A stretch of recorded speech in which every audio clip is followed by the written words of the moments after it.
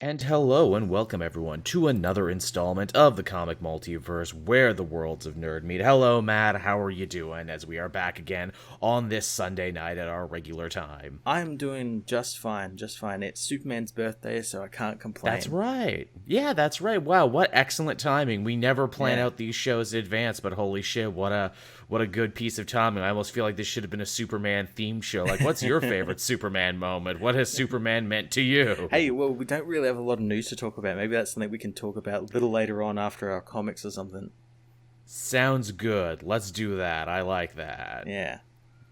I like that idea. That's a good idea. We should do it. Because, yeah, it's a light week for news. Not a hell of a lot going on. But you know what? I always say that, and then those shows end up running for 2 hours anyway. Yeah. That generally is what happens. Pretty much. How is your week, Matt? Do anything fun or interesting? See anything you want to bring to the table and talk about? Well, I did see two pieces of media that are both like one on both ends of the spectrum of like good and bad. The good thing I saw was Nobody, which I'm sure you saw. Hey, me too. Yeah, I did. Yeah, it was wonderful. I really enjoyed it. And what was the bad thing? The bad thing was the show. I got introduced to the show 911.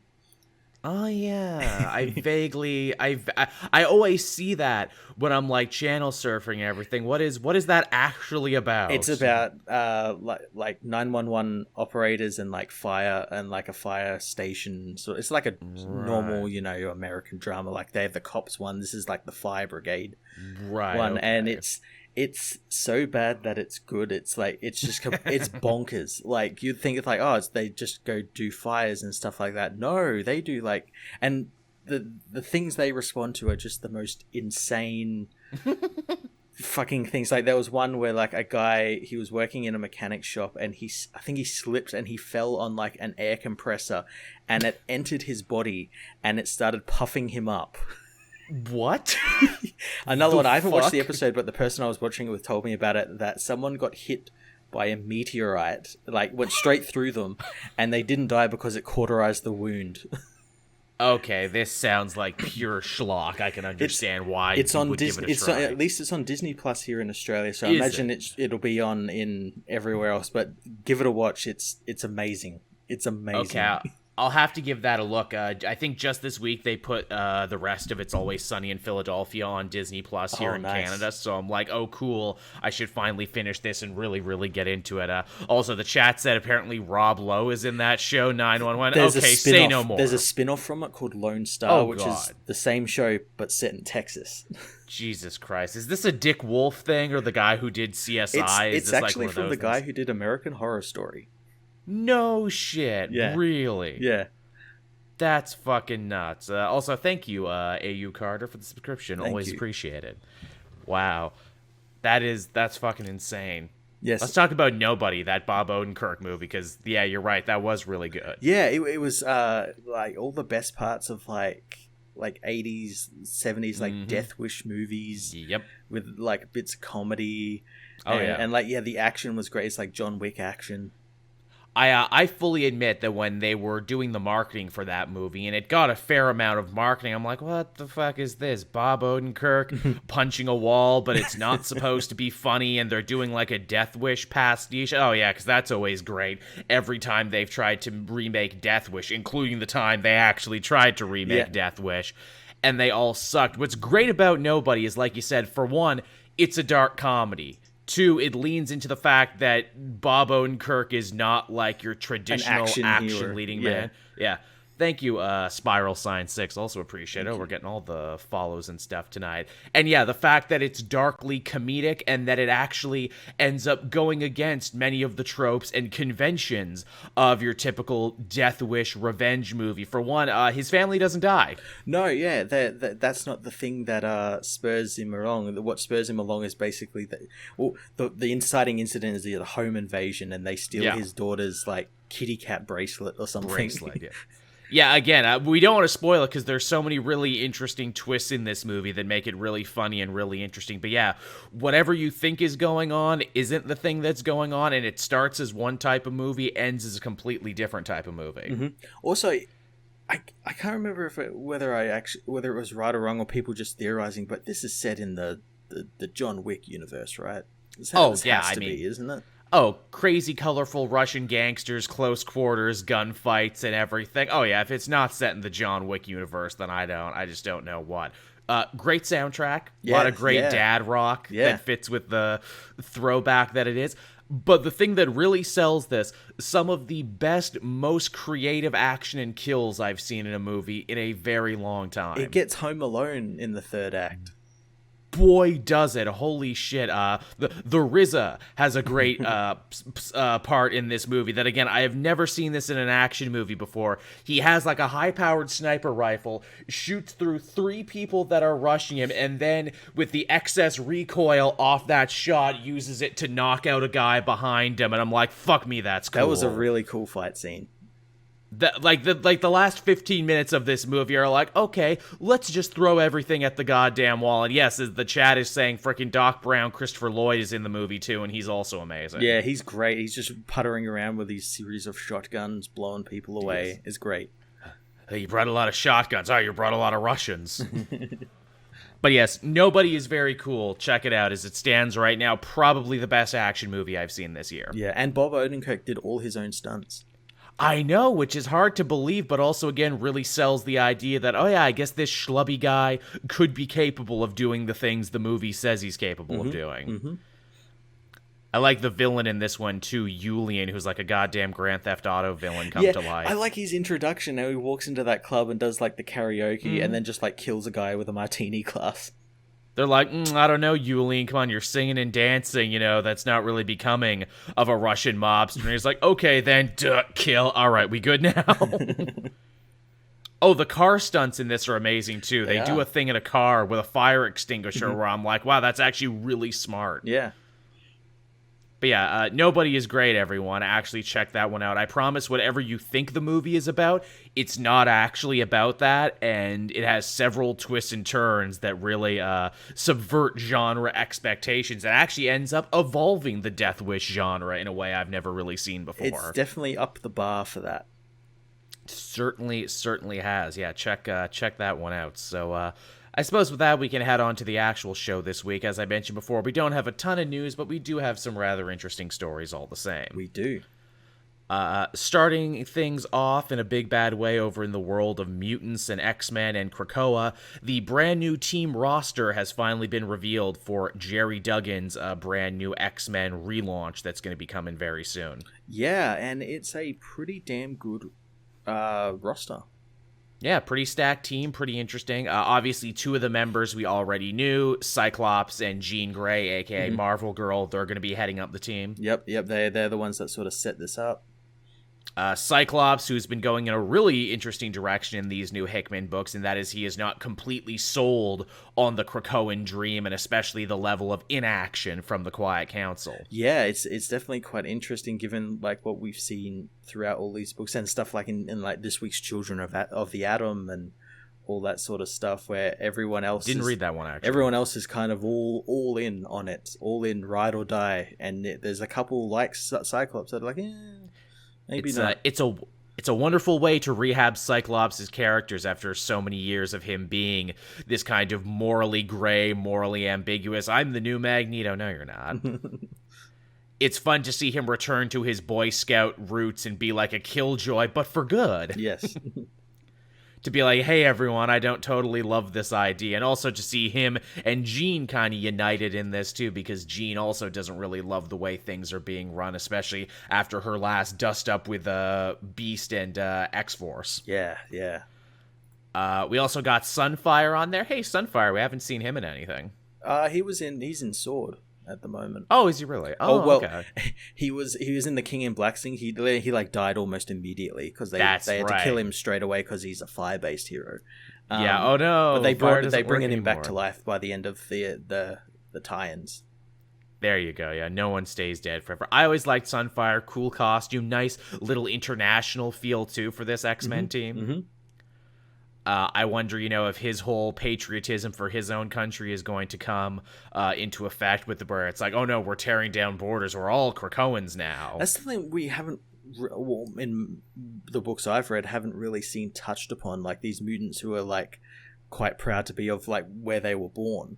are now Same, living yeah. in like Krakoa, and like you've got to be proud of that country, not where you where you're born or anything. I haven't seen any of that sort of stuff, so it'd be interesting. It would be a very interesting way to tackle that, especially because it's like, Sunfire, is your costume not literally the rising sun of Japan? Mm-hmm. Krakoa doesn't have a flag yet, do they? No, not that I know of. Maybe it's Sunfire's job to design it. Hey, Sunfire, go design us a flag. That's just the rising sun again, damn it. Yeah. Nightcrawler's got to do the religion. These guys got to get the X-Force. Really. And Sunfire just designed the flag. Just design the flag for us. Rogue is on the team. Who doesn't love Rogue? I guess, does this mean she's going to be pulling double duty with Excalibur? I guess so. Or she's leaving Excalibur and moving up to this team. I truly wonder, now that we have so many X-Men books with so many different teams, but then again, Wolverine was on like a million fucking teams and did it matter? Nah, yeah. Rogue can pull double duty, why not?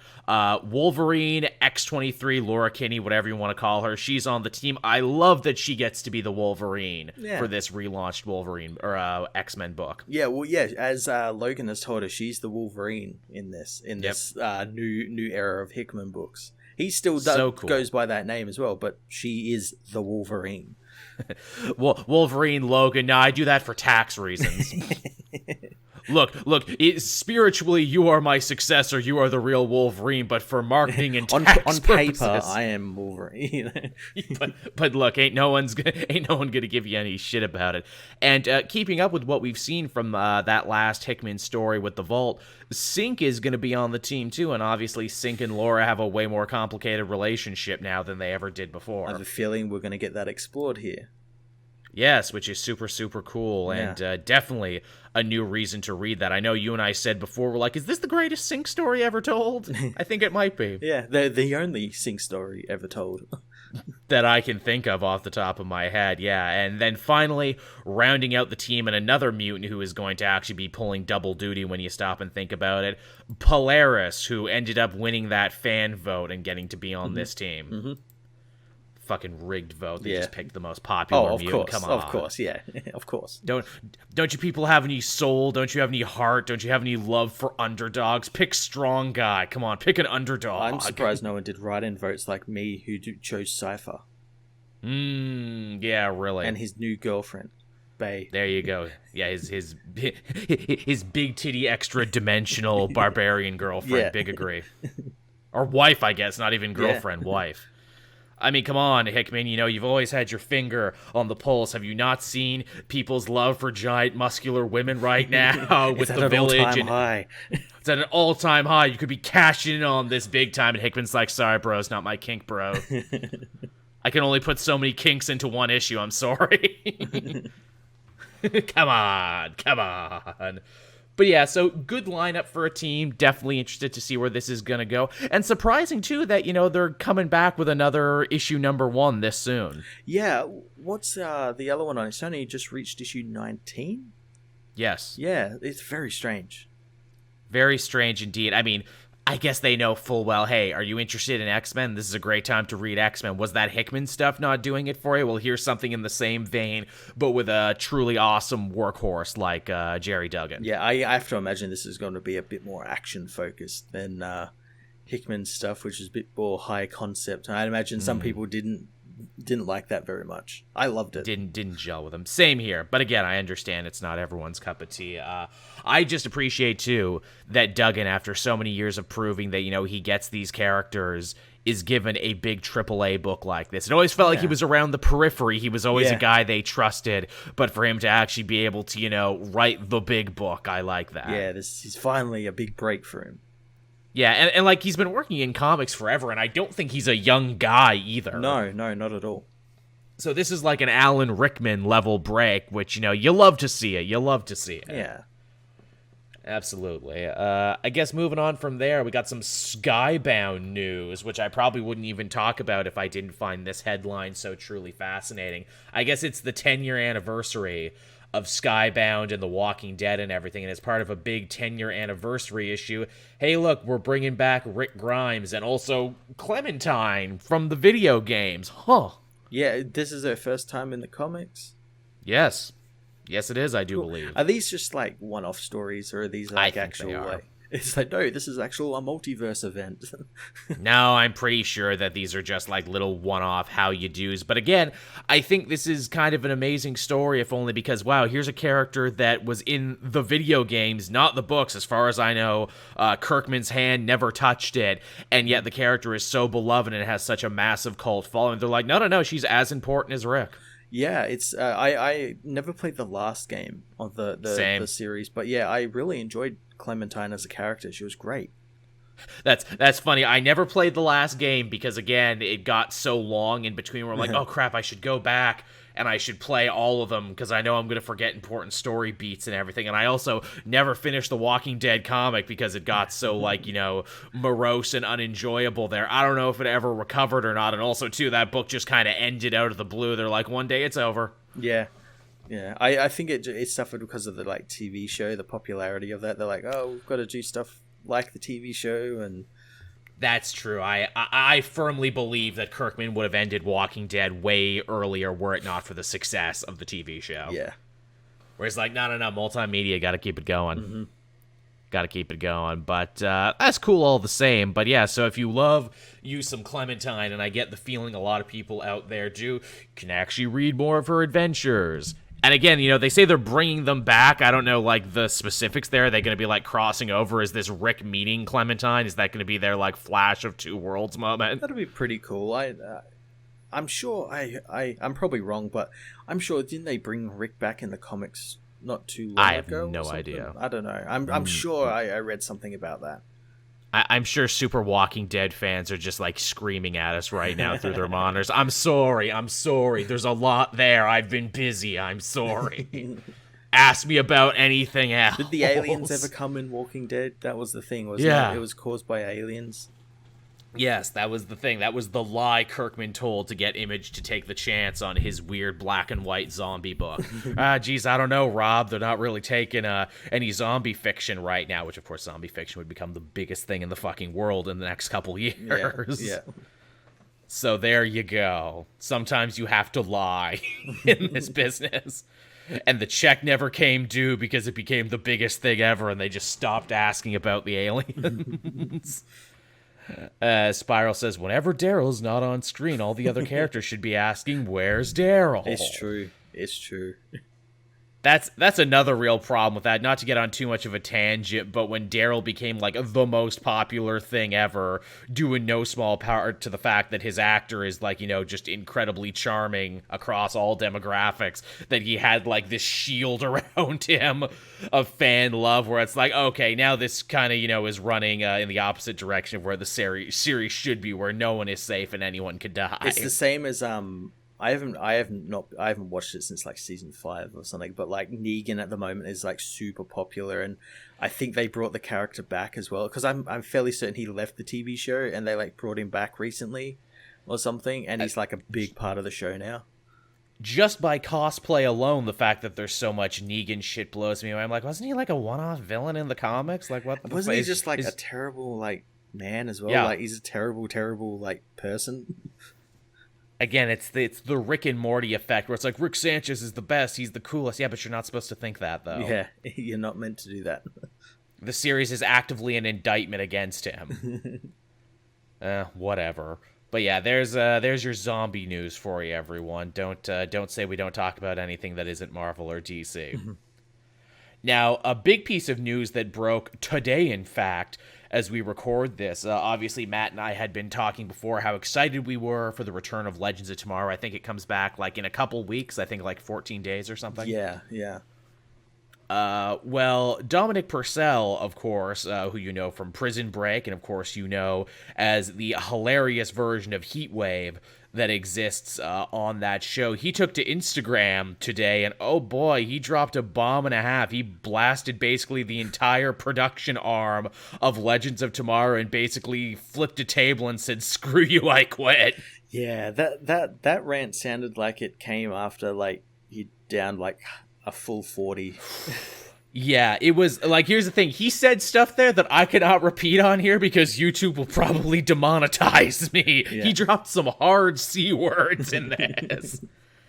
And here's the thing, too. Like, usually when you hear this kind of blow up, I'm like, oh, did he want more money? And they said no. No, actually. He very, very much said that this was not about money. He was very vague on why he was pissed. He was just mad at the powers that be and said that he wanted no part of it and that he is quitting. And in fact, if you keep following his Instagram, I wasn't following on Instagram, but you better believe I started now. Like, the next couple pictures was him sitting there with his shirt off, drinking a beer, and he's like, fuck you, I'm getting fat. That's how serious I am in this. I'm not working out anymore. I'm getting fat now. Suck it.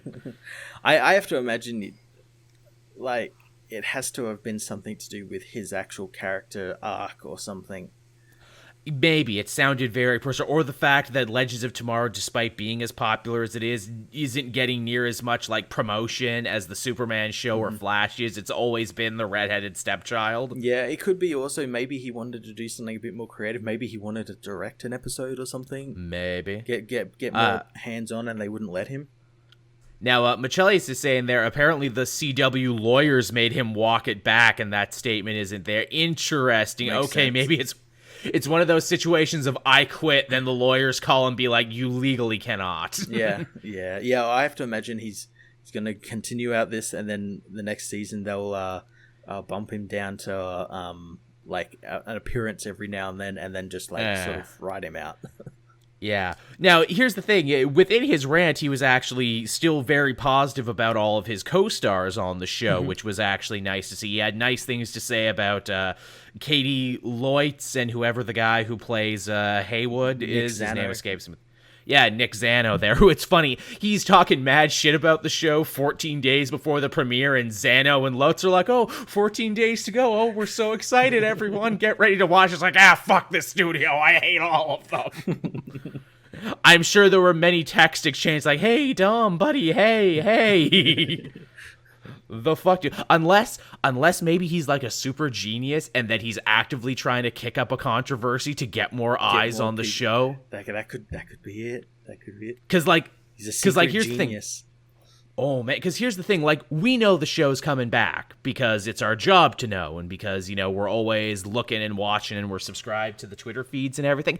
Maybe this is his smart way of being like, look, you're not going to promote the show for some reason because we're not Flash and we're not Superman and we're not any of this other stuff you're doing right now. Well, what if I make a controversy because if it bleeds, it leads, and people love drama online. So what if I get it going myself? Possible. It's possible.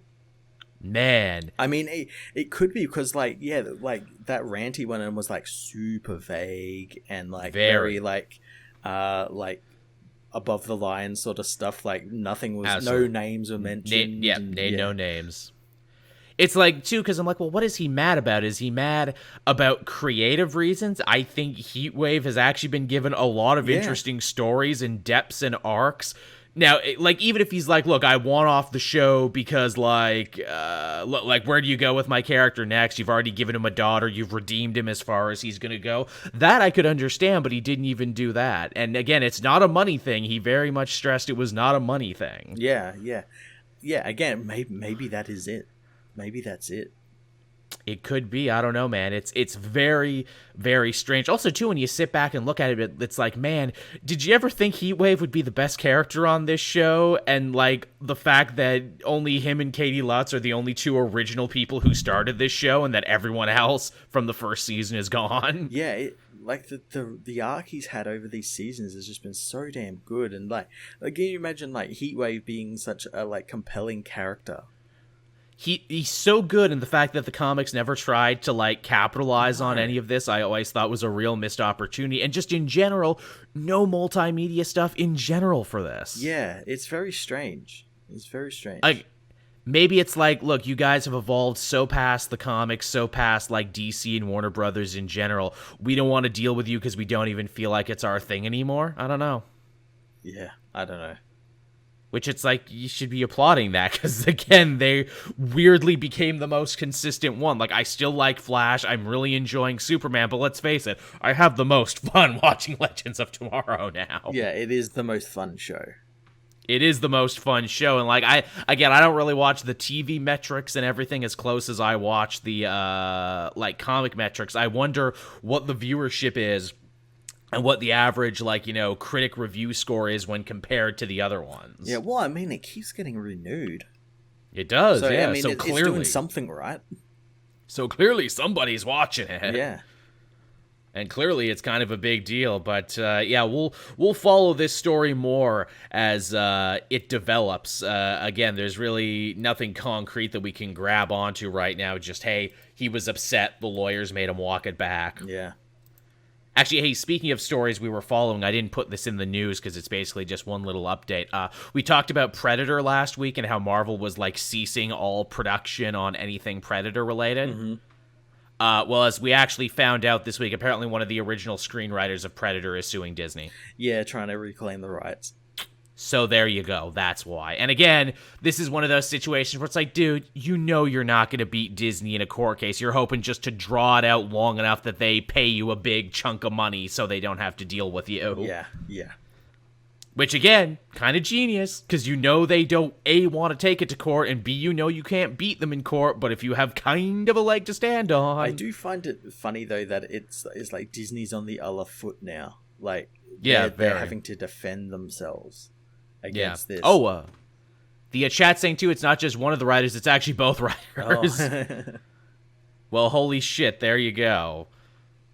Damn. Again, this will be drawn out. It will be settled out of court. They will just give them a big chunk of money and move on. I'm sure that's all they want. They just want a big chunk of money. Oh, absolutely, because they could have done this any time before the Disney sale. Anytime. Yeah. They had so much time. So, the last Predator movie was a couple of years ago. Yeah. So much time, and they waited for this. Interesting that you only have a problem now when gears are in motion and when you'll hurt them the most, and that when they will be most likely to settle out of court to get you off their back. Mm-hmm. Which, again, mark my words, that's what's going to happen. We're going to hear in a couple months from now, oh, hey, Predator stuff is back on, case settled out of court. Yeah. Is how it works, because that's how it always works. Now, rounding out the news this week is probably one of the stranger stories that dropped this week. Alfred Molina spoke on the part that he's going to be playing in Spider-Man No Way Home, No Road Home. What's it called again? I keep forgetting. Home. No Way Home. See, I want to call it No Road Home because I'm thinking of the comics. But yeah, No Way Home. He spoke on it a little this week, and he made a very odd declaration that apparently we will get to see his version of Dr. Octopus more or less at the end of Spider-Man 2 with him in the water and shit. The whole article, to me, read like an April Fool's joke. Yes, it did. The way it was like structured and everything, it was so fucking weird. It seems and it not wasn't, weird. And it wasn't like Vanity Fair or something. So it was like a legit. It wasn't him. It wasn't just some comment like some random scooper said. Yeah. It was a legit article. Yeah. Also, like, is that really what's happening, or is that just Alfred Molina putting that out in the universe, hoping that gets to happen? I would absolutely love if like Marvel told him to go and do this just to start like throwing people off of like what's actually. I'd fucking love it. Wouldn't be the first time they've done it. They're really good at misdirection, aren't they? Yeah. I mean, look, because as you and I theorized before in the past, there's no way all these villains from all these other movies they're getting are going to factor into the movie that much at all outside, like, maybe cameos or one little extended sequence. Well, I just hate the fact that this third film, everyone suddenly wants it to be, like, all the Spider-Men and all of their villains are coming to help Tom Holland, and, like, no, this is, like, the whole idea of this should have been, like, a smaller, like, personal film. He's dealing with, like, his identity being leaked and everything and all that, having to defend himself. What the fuck does that have to do with, like, multiverse and all that sort of stuff? It's just so strange. Again, this feels like a movie that a lot of the decisions were made under duress here to try and make a lot of different entities happy. It sounds like all the decisions on this film were made by Sony. They feel very Sony, don't they? It's almost like a Kevin Feige bet there. It's like, okay, tell you what, Sony, you got all up in arms about it. Why don't you run this one and we'll see what happens? All right, fine, I will. It's like when a drummer in a band says, but I have a song.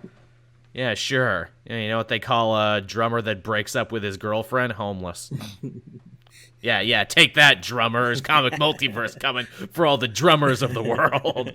Except for Dave Grohl. We love you, sweet Dave Grohl. You're the best. But yeah, this whole thing is weird. Everything I hear about Spider-Man No Way Home just sounds weirder and weirder. I hope it's good because I really like those first two. Yeah, I hope it's good too. But yeah, why does it need to be a multiverse film, and why does everyone want it to be?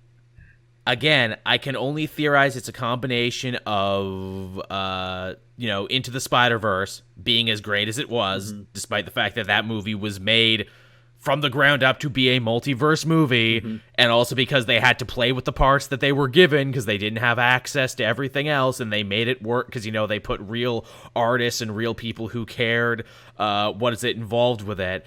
And also because maybe, just maybe, Sony is getting more input on this one because they weren't going to do it at first, and then it almost didn't happen. But then, Tom Holland, being a good, sweet baby baboo boy, got it to happen.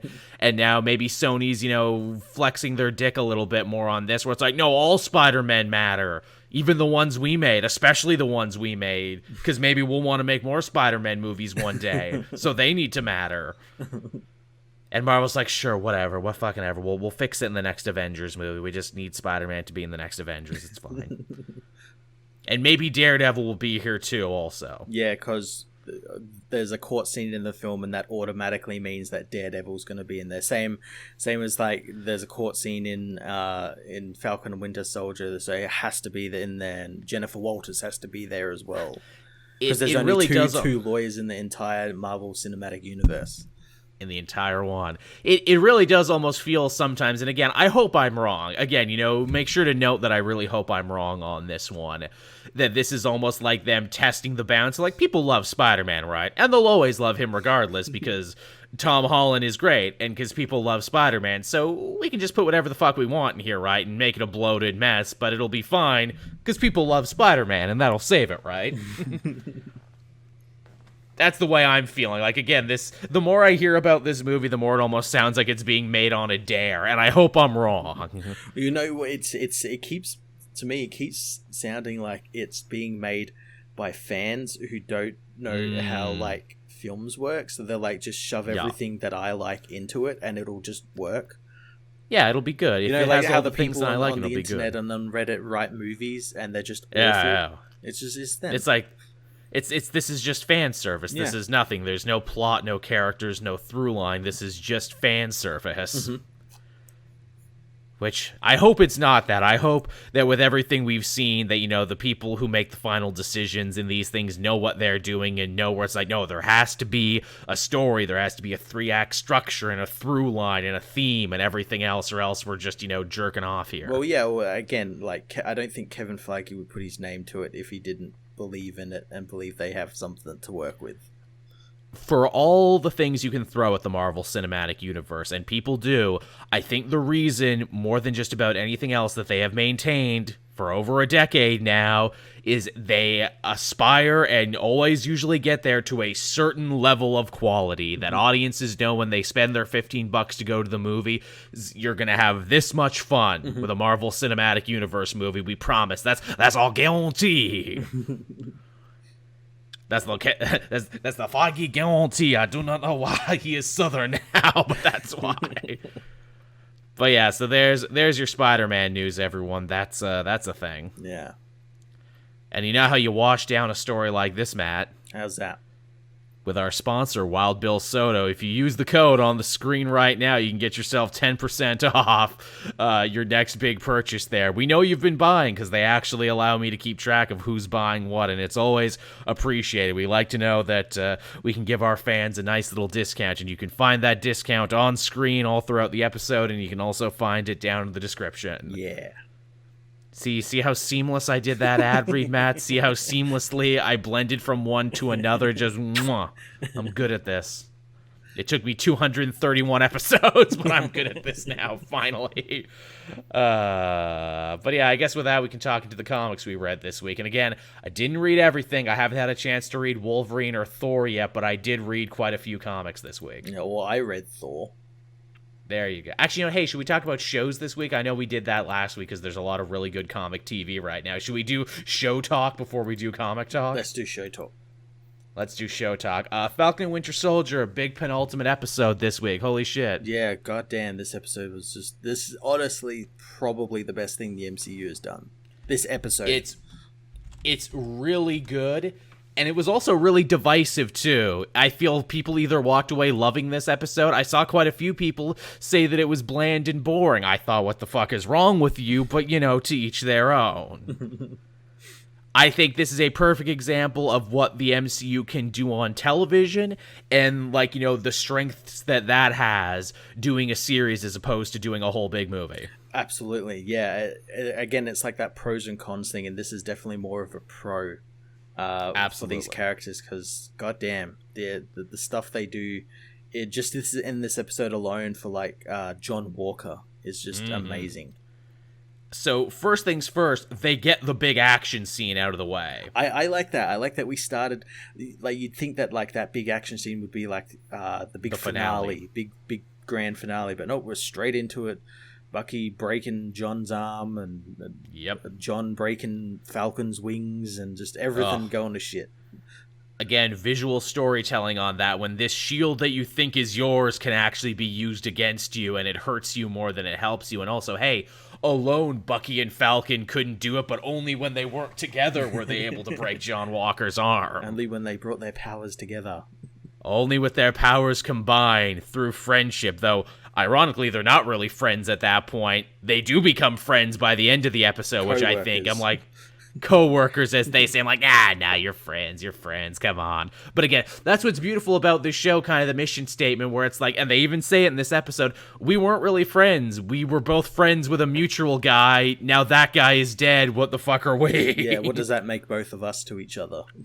What does that make us? And I'm like, yeah, that's basically the thesis of the show. What does that make you? But they defeat John Walker, and the same evil government stooges that installed him in the first place end up throwing him under the bus. And man, they do a really good job. And you got to give Wyatt Russell all the praise in the world for this, and that he makes John Walker be like an asshole, unlikable, but also pitiful to the point you almost come around and sympathize with him again. Yeah, and he's still doing stuff you would expect a good guy to do. He goes and visits Lamar's family. Yep. And that's a really nice scene, but then it turns and he's like, I'm gonna kill everyone and all that, and you're like, oh no, he's bad guy. It's that Walker can even ruin good moments, which I think is so, is very good writing, and again, great performance. It's the fact that he goes to talk to Lamar's family, because he knows that's the right thing to do, and that's what a good guy's supposed to do. He doesn't really know what to say, though, and when they start, smacking him with sympathy, that, makes him feel worse and feel shittier, because he knows deep down he doesn't deserve it. Mm-hmm. Which is a hell of a thing. And then when he leaves and he sees that picture of John Walker is Captain America, he's like, no, I'm not. It's a very very interesting scene. And again, I think this proves why the way they did John Walker, the way they did in the show, where, as we've mentioned before, he could have walked out on stage with a red hat, just being super racist and super shitty, but the fact that they're building him subtly, and that means, hey, even when this show is done, they can keep doing that. They can keep doing his journey. That's the one thing and I have to imagine we will, given some of the character introductions in this episode, that we will get to see him again as US Agent in something else other than the last episode this week. Yeah, it certainly feels that way. So yeah, he gets thrown under the bus by his military superiors in a scene I really like, where it's like, I just did what you told me to. I've always just done what you've told me to. And again, I see a scene like that, I'm like, how can anyone think that, again, the whole Marvel military propaganda thing, they're literally pointing and saying, no, the military brass are the bad guys. They keep fucking up. I really like that scene. Yeah, I like that he called them out, and I think he mentioned this, he was made by them. Yeah, they made him. They're not. Their hands are not clean in this. They think they are. I am your Frankenstein's monster. And again, keep it up with the very subtle social commentary. This episode had subtle social commentary, and then also hey, let's not make it subtle and let's talk about it. But yeah, so John Walker, the shitty replacement Captain America, at his absolute lowest, after taking super soldier serum, after getting beaten up by non-superpowered black women and having his white fragility shattered, after getting kicked out of the army, literally gets recruited by Nazis. Yeah. Julia Louise Dreyfus, the mystery character everyone assumed was going to be some I don't know, Reed Richards, WandaVision again, came in and she's playing Madam Hydra. Yeah, I love her entrance because she's someone important because they show her like in an off lens thing there when she walks up before coming into frame, and I'm like, oh shit, it's Elaine from Seinfeld. Which, man, I've always had such a goddamn crush on Julia Louis-Dreyfus, and I love that she's Madam Hydra, but not the Madam Hydra you think. She's one of the other Madam Hydras. Yeah, what's her name? Allegra de Fontaine. Yeah, big long name, but also very interesting history in the comics because she was an agent of S.H.I.E.L.D., a sleeper agent in Leviathan, which is the group that Flag Smasher started in the comics. Yep. Which is very cool. And also, a version of Madam Hydra, too. So I'm like, ooh, you actually get a lot of interesting connections there for the price of one. And at a time, she was the love interest to Nick Fury. Ooh. So I wonder they could play with that. They could play with that. Julia Louis-Dreyfus was also in a show, Married to Coulson as well, which is kind of funny. So they know each other. Also, again, the Marvel Cinematic Universe's ability to pick really interesting comedic actors and give them, like, serious roles. Yeah, and it works. It's great. She's fantastic in that scene. Apparently, she was actually meant to debut in Black Widow first. Oh, really? Yeah, so whether she's actually still in the Black Widow film now, or whether they've redone the scene a little bit. They're keeping her on for quite a while, I think. She's great, too, because she's sinister, and obviously because we know she's Madam Hydra, we know she's almost certainly, working for whatever Hydra has become in this post-blip world, and her being like, hey, just when I call, answer, and I'm like, oh, wow, this, white guy who had his fragility broken in pieces is now literally being recruited by Nazis now to be their champion. Holy shit. Good. I like as well that she hands Walker's wife the card, and he gets it, and it's just blank. There's nothing on it. That's great. That's very fun. Why? Because when you call, you'll know. And again, too, I'm like, I feel they're going to keep going with that because, I feel like they're not going to be able to wrap all that up in one episode. We're going to see her again in other shit, aren't we? Oh, it'd be so cool if, by the end of this, they, like they did with The Mandalorian Season 2, how they announced, the Book of Boba Fett at the end. They announced, U.S. Agent and then Thunderbolts or something. Yeah, I could definitely see that 100%. Because she's definitely going to set up the Thunderbolts because she'll get him to be the U.S. agent because that's kind of what the post-credit scene of this episode implied. And then Zemo obviously is in this episode for a little bit. We get to see, and was the original Thunderbolt founder. Yeah, and he's been sent to the Raft. Yes, which I love. They say that again, that the Raft is still a thing and still in use for supervillains. Yes. We'll get Blonsky out at some point too, or the leader that's still sticking around. Blonsky's going to be in She-Hulk. Oh, that's right. There you go. Yeah. Cool. Also, I was right. Sharon is the power broker, almost certainly. Oh, absolutely. Yeah. Because, as she says, when she re-recruits Batroc, which I positively love that Batroc gets to come back, tying all that stuff from episode 1 together. Mm-hmm. Mentioning the last time I paid you. I'm like, oh, I knew you had to be the power broker. Because, again, makes sense. The whole, spy movie espionage. You can't even trust your friends. Yeah, I like Sharon's story quite a lot in this show. She's done wonders for a character who was really kind of in those films just set dressing. Absolutely. And it also makes sense, too, where it's like, well, how come she never came back? How come no one ever tried to look for her? Because she didn't want to be found. That's why. Yeah. Well, as well, the government, fucked her over. And now, here's the thing. Yeah. Did she become the power broker because she got fucked over and her friends, forgot about her and she went to the sinister dark side? Or are they really going to turn up the heat there and be like, no, she was actually one of the Hydra sleeper agents, too? Maybe. I could actually see... Maybe if they keep doing it like they did with WandaVision and they keep building towards it, I could see her potentially being a Skrull. That's right. Where it's like, yeah, we got the real Sharon Carter here in a tube. I was a Skrull. Because we're obviously setting up Secret Invasion, and being in her position of power would actually be quite beneficial for the Skrulls. A lot of interesting ways they could go with it. I definitely appreciate that they gave her as much material as they did. Absolutely. So that's certainly super cool.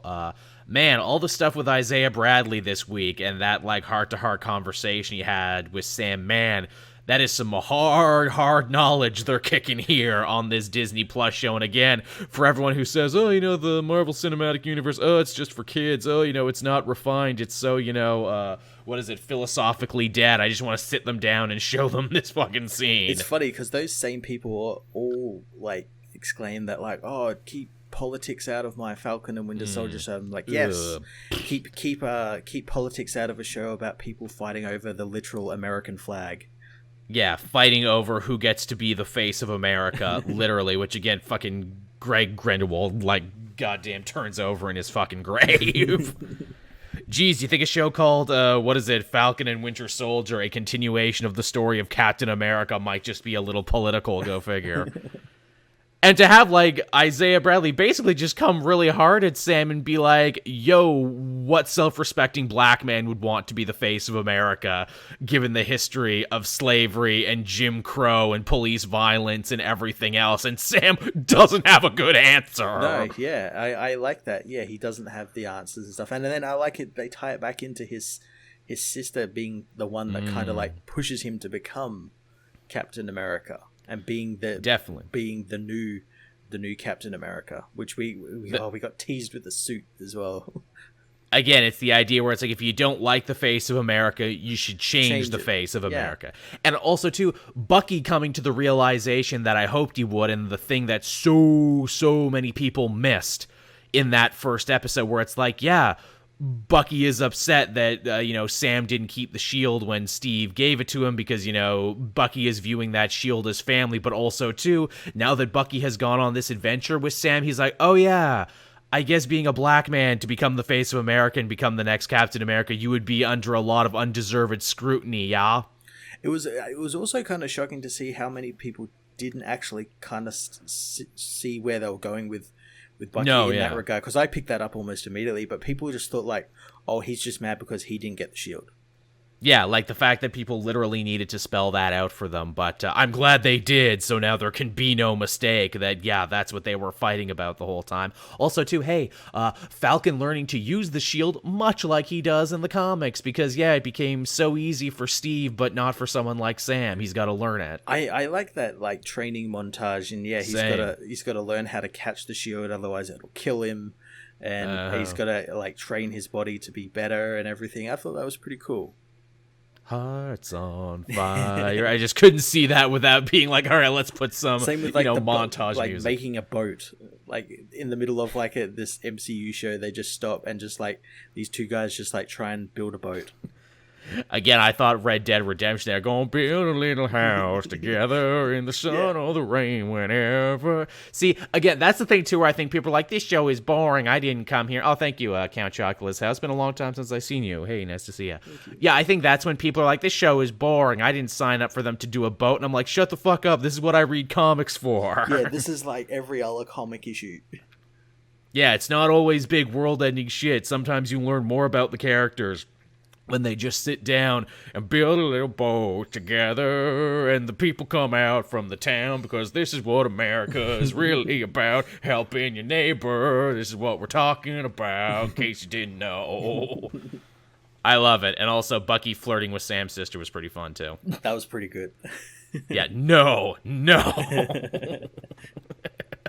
Come on. You don't want me to be your brother-in-law? Come on.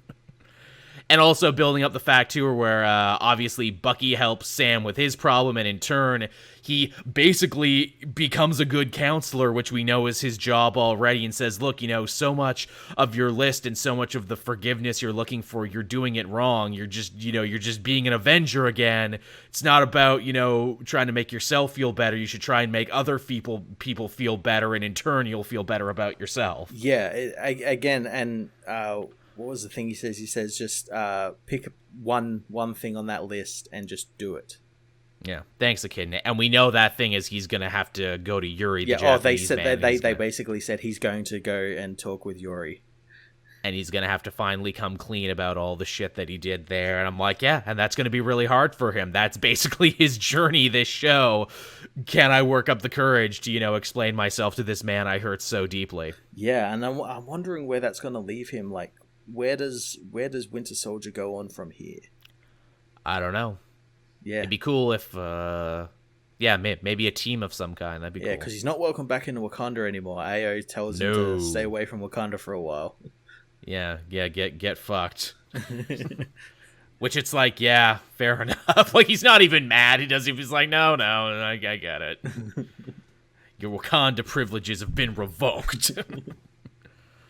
But yeah, real cool episode, real fun episode, and set up for a big old finale there where the Flag Smashers are going to basically be attacking the world governments. Yeah, attacking New York. So we're going to get the big set. I know their story got like completely like rewritten because their original story was they were actually going to, because they wanted the world back to the way it was. They were going during the blip. They were going to release a virus. Oh, is that what happened? Try and get the population back down, and they obviously, yeah. I mean, they could have done it, but yeah, optics aren't very good on that. So it's a little in bad taste. So that's why, like, their story is kind of like, I wouldn't say underwritten, but they're like kind of like stagnated for the last couple episodes. It feels a little schizophrenic because it's like, well, what's your plan? It seems like you guys don't have a plan. You wanted to get the serum, then you had the serum, but then you didn't make more because you didn't want to use the serum, and now you're like, fuck it, let's just attack the UN. And obviously they couldn't really redo most of it because of COVID and everything, and the schedules and whatnot. And, like, also, here's the thing, too. Flag Smashers in the comics, or Leviathan, because Flag Smasher was a guy, Leviathan was his group, they never had good plans. No. They never had good plans at all. In fact, I'm actually kind of awaiting the moment where it's like we find out that Elektra was actually sponsoring the Flag Smashers from afar, because that was the twist in the Grunwald comics. Actually, these whole anti-patriot, anti-flag Smasher guys were actually secretly being funded by Hydra. That's what I thought was going to happen this episode with the GSC. I thought they were going to be revealed to be like, oh, they're the ones backing them so they can like move into all these countries and establish places and whatnot and get money and whatnot. There's still time for it because that way you wash your hands and be like, look, Carly Mortenthal and the others, they went about it wrong, but their ideas were still right and they were being manipulated by the bigger evil. See, it's those guys. We should all be getting together to stop the Hydra guys is what we should be doing. That would be cool if this is like, this is the show that actually starts bringing Hydra back in a big way. Because they have to come back. And as Brandon says, I'll admit I missed all that stuff because I was enjoying the rest of the stuff in the episode. And how it was agreed, Brandon, you're right, because everything else is so good, you forget that. I totally agree. And again, it was out of their control. They couldn't do anything to like really salvage. They did the best they could with what they had. Yeah. And also, too, it's like the Flag Smashers are basically kids, so like I can understand that they don't really have much of a plan. They just got a really good social media department. They've got like the super soldier serum, and Carly just like saw her like mother figure die, and very reactive. Yeah, very reactive, which is fine by me. Mm-hmm. But that show continues to be great. It does. And I'm very excited for the finale, and we totally know that Falcon's going to put that suit on. It's going to be the suit from the comics. Yeah, and I have to imagine we're getting the US agent suit as well. A twofer of suits. Yeah, well, that post-credit scene basically all confirms he's making his own like shield, and I have to imagine his own costume. Oh, was there a post-credit in this? Oh, you didn't see it? It was, no. Walker, he's like making his own shield. Because he doesn't have the shield now. He was like getting all like cutting stuff up with angle grinders, and he's putting his like Medal of Honors in the shield and everything. And okay, I gotta go back. Damn it, Marvel! Either have all the episodes have post credits, or have a warning before it starts. Hey, there's a post credit in this one. Dag nabbit. They did that with WandaVision too, where it's like, oh, we're only gonna have post credits in the last 2 episodes. Oh, come on. You bet in the first episode I was watching all the way to the end to make sure there was a post-credit, and then I stopped. I got complacent. Motherfucker. Invincible. Did you see Invincible this week? I did, yes. Another really solid episode. I like now that they've set up the world and the characters and the relationship, they can really laser focus and tell like a story. Yeah, it's great. Really solid stuff. Ezra Miller in this one actually really excelling as a creepy, slimy villain. I'm like, oh yeah, this was their thing, right? And like, we got to talk about Kevin and everything. It's only recently were they cast as like heroic leads and stuff. Yeah, he was great as the. I'm not sure what the mad scientist's name was, but yeah, he was D.A. great. Sinclair. That's the one. Who what is it? They set up the Reanimen, the robots, so they don't actually get called Reanimen in the show in like issue 6, but Sinclair didn't show up till like issue 20. Okay. So that was a long-form story they were doing. Also, William, the friend, knows that Mark is invincible, and I love the way he figures it out, too, just by looking up. Yeah, just by, like, looking at him, it's like, that's Mark. Which is actually a callback to a joke from the comics that has yet to make it into the show, and that is like, hey, how do all these regular normal people not recognize the super stuff around them? And Omni-Man says to Mark, oh yeah, regular people, you'll notice they have a hard time looking up. Which is both like literally they have a hard time looking up and seeing the heroes flying overhead, because why would you, but also figuratively they're so trapped in their own rat race lives that they never closely examine everything around them. Yeah. Debbie also totally found out about it now beyond the shadow of a doubt that her husband is a killer and the part he played and everything. And confronts him as well. Very much. Played completely different in the show than it is in the comics. And in fact, I'm like, oh no, he's going to kill her now. But he doesn't. He just punches the drywall like every D-bag ex-husband. And I'm like, there you go. That's a good piece of visual storytelling in case you wanted to know what type of dude he is. Crazy, too. What is it? Mark runs away to be a hero and his girlfriend breaks up with him because it's like, no, you ran away. And all I can think is like, how many times has Peter Parker or Superman done the same thing? I was getting a little frustrated. I was like, just tell her, Mark. I know why he doesn't do it. And I know like the whole like gotta like protect your loved ones and everything and everything. But like, just tell her. It'll be so much simpler. He wanted to, too. It's funny, this episode in general, I think, wasn't afraid to show that Mark is kind of a fuck-up very early on in his superhero career, especially because when it comes to actually stopping the bad guy, he doesn't believe William at first. He doesn't do any of the legwork or detective work. William does that for him, and in the end, those robots were kicking his ass and probably would have killed him if William wasn't able to get through to his boyfriend and, show Mark how to defeat them. Yeah. So he kind of fucked up, like, everywhere on this mission. And this was after the last mission where he was almost killed. Again, this show really does a great job demystifying and dispelling a lot of, like, superhero myths and everything, where it's like, no, he's a kid. He handles this like a kid would. He handles it badly. Yeah. Eve also got some really great stuff where she finally left home and left her parents and everything and living in treehouse and helping people where she can. Being a grassroots super savior and everything. Was that in like the Adam Eve miniseries? I know she got a little miniseries at one point and I never read it. And I'm like, this feels like something that was in her miniseries probably. I never read that, but yeah, that super focused stuff does feel like that.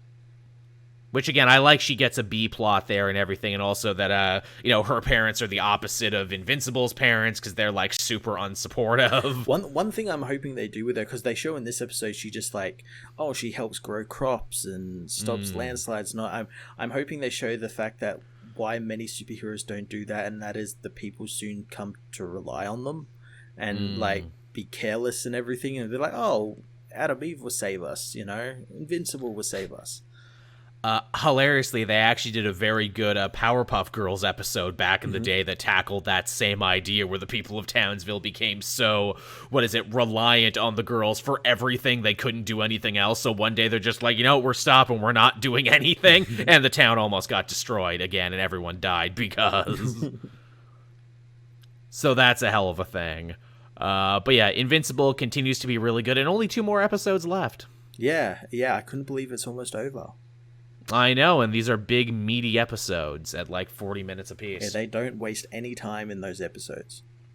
They do not, and like a lot of these stories aren't going to be able to be wrapped up in just one season. They have not announced a second season, but they're doing a second season. Absolutely. It's Amazon. I imagine after the first episode's numbers, they were like, yeah, we're doing like 10 seasons of this. Yeah, come on, we got enough material for it and everything. But yeah, Invincible continues to be cool. In fact, I think the last 2 episodes have only gotten better. Yeah, absolutely. Have only gotten better because they have this laser focus now. The world is set up and they can really like focus on everything that's going on. So that's good. All right, I guess we can officially talk about what we read this week. We can do the comic talk. We can. Where would you like to begin, Matt? Well, let's start with the new Batman book that came out this week, yes. The Detective. the Detective from Tom Taylor, his big, long-awaited solo Batman title. Yes, that was originally Legends of the Dark Knight, but got renamed Right. because Legends of the Dark Knight came back. Because there's another Legends of the Dark Knight book up. Now, this book isn't supposed to be in continuity, yet it actually fits very comfortably into continuity. Yeah, I have to imagine that was something Tom thought about when he was writing. It's like, this isn't in continuity, but if they want it to be, it can be. Hey, neither was Dark Knight Returns back in the day when it started, but now everyone sees it as canon, and this becomes a story people love. Yeah.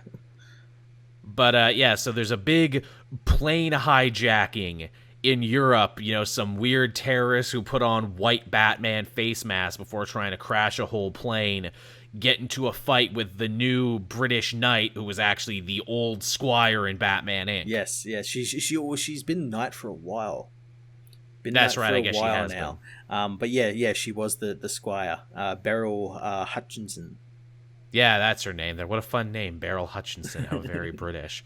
But so she gets hurt in the plane crash and everything. Word gets back to Batman that a Gotham airliner crashed in Europe, and he's like, well, my butler's dead, my family hates me, and I'm all alone in this big house. Time to go on a European vacation, I guess. Yeah, I'm not making the city any better, really. I'm just going to go out into the world. And it seems like he's being set up on like another one of his like travels like he took before he became Batman. This is like another world tour. Absolutely. And again, because I'm going to rainy-ass England, I need a trench coat and some goggles. Yes, of course. Why not? It's a fine look. He pulls it off. It's Damian Wayne's look from Batman 666. You see Damian from afar looking at that being like, yeah, I want that. I want that for me. I want all that for me. Again, it's called Batman the Detective, and we actually do see him working as a detective, trying to, find out why this plane crashed, what the deal was, and he is assisted by the new Squire. Yes, her name's Amita? Yeah, I think so. Her name flew over my head, but yeah, she's new. Yeah, and that's when Batman decides, there's actually ghosts here, and that ghost is Gentleman Ghost. Gentleman Ghost, who also got a, grittier remake, makeover, and he's like, I drink the fear of death and destruction all over the place, and a plane crash is great for me. Let's fight about it. Yeah, but he's not here for that. He's here for Batman's fear, because he can smell the fear Batman has deep down. Yes, and always scared. Batman's able to fight him because he's got special gloves that John Constantine won in a card game, and because John doesn't like getting into fights, he gave them to Batman. Checks out. Yeah, checks out. I buy it. Yeah, I buy all of it. Checks out.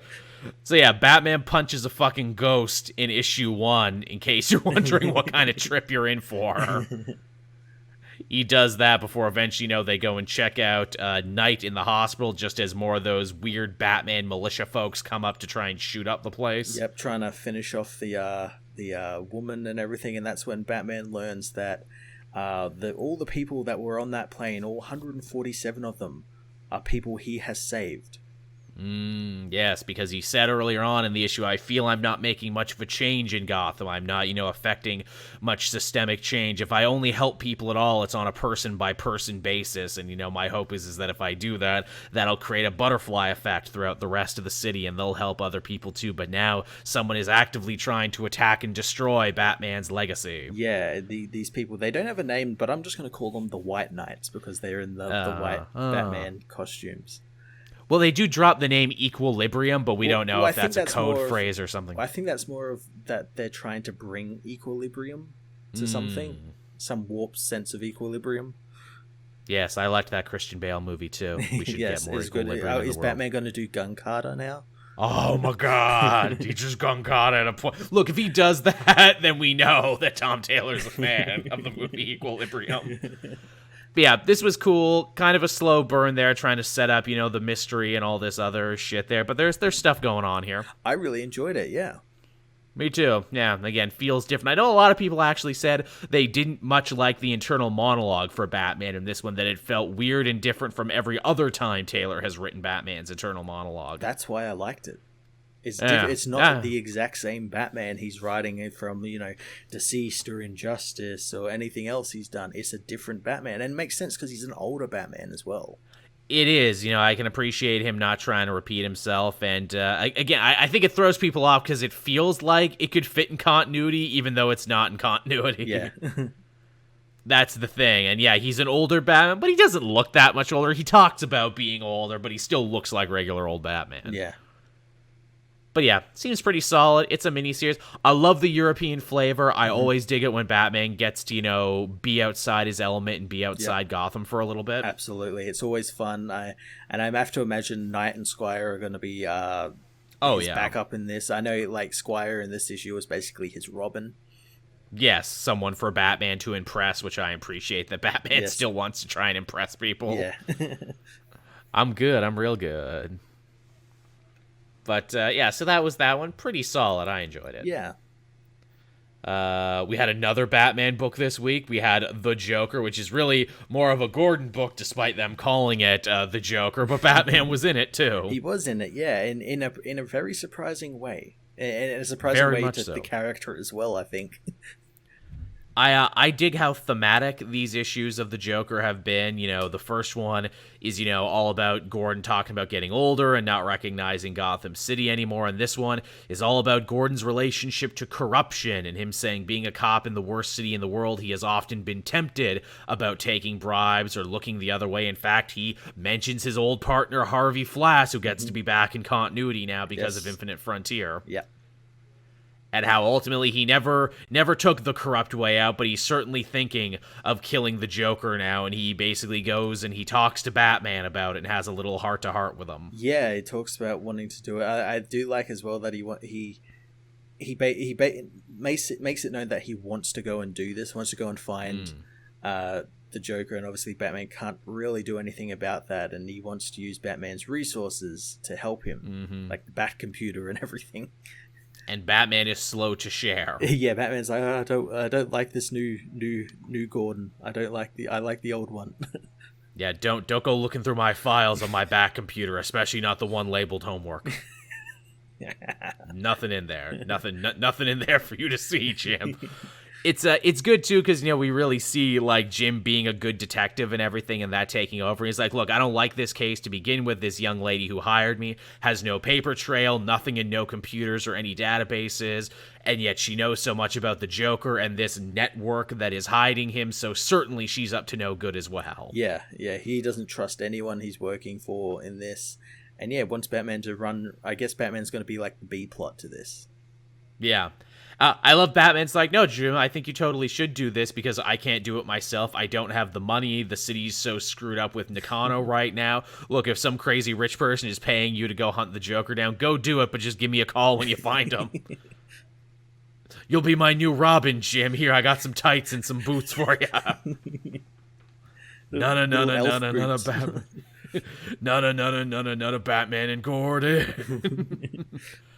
And also, too, to show what a great detective is, Jim, in this issue, he basically blows everyone's mind by being like, yeah, I know Oracle's Batgirl, and I know Batgirl's my daughter. Yeah, I've known for quite some time. I love that page, that, like, smug Jim. And he's like, now Batman's trying to figure out whether I know anything else, and I'm not going to say anything, I'm just going to drink my coffee. Believe it or not, I'm good at my job.